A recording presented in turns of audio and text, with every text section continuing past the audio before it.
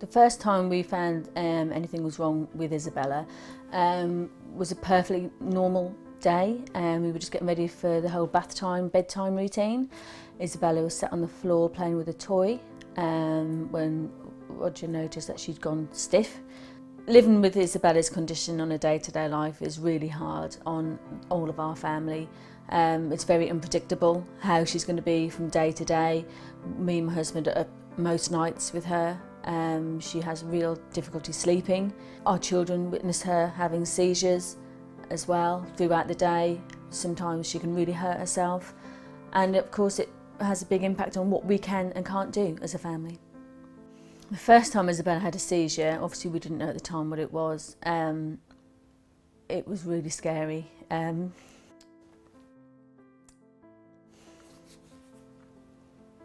We thought she was going to die. We didn't know what was wrong with her, sorry. You know, our lives changed forever on that day. It was completely out of the blue.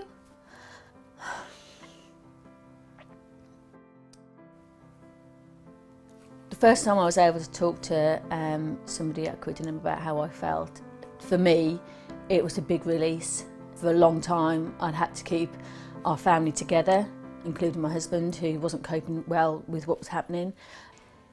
Since Isabella started going to Quiddenham, she's just so happy. You know, she really is. She's come on so much.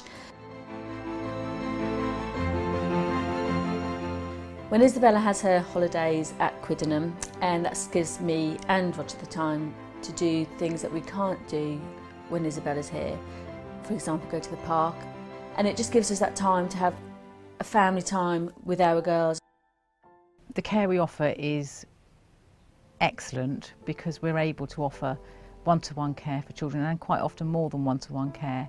The hospice has been here for a long time and has been fantastic. But our corridors are so narrow that you can't actually get a child down the corridor in their wheelchair if they put their arms out. Our lift doesn't accommodate a bed or a cot. We are constrained by our environment currently, and the Nook is going to enable us to deliver the same level of care but in an environment that is just so much better and allows us to go forward in the future caring for the children of Norfolk in a way that they deserve.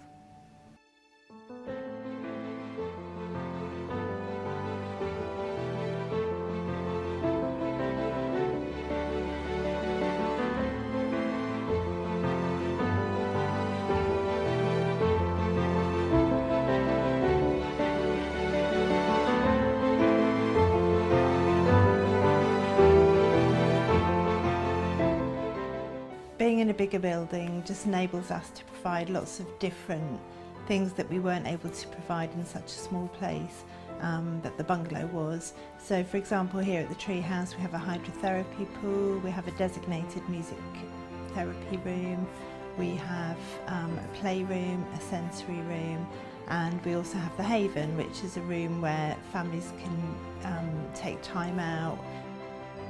I think what makes this building special was that we were able to plan it and design it and think about it. We had amazing architects who've, I think, managed to achieve creating a building within a woodland and have made that building just kind of snuggle into the woodland. When we realised they were going to close the bungalow and build a new tree house, it was a mixture of fear and excitement. Fear because the bungalow was a lovely homely place and Callum loved being there, but then the excitement because obviously a big new tree house was going to be so much better for everybody that uses it. What I think special about the tree house is the fact that it's a nice big airy building and it's got everything it needs for the children. It's got the space for them to explore. It's got the beautiful garden now that you can actually wheel children outside in their beds to get the fresh air they need, whereas before in the hospice you couldn't take children outside in the garden because it was a very small garden. It's got beautiful woods, it's got the music room which is fantastic, the sensory room which they absolutely love playing in.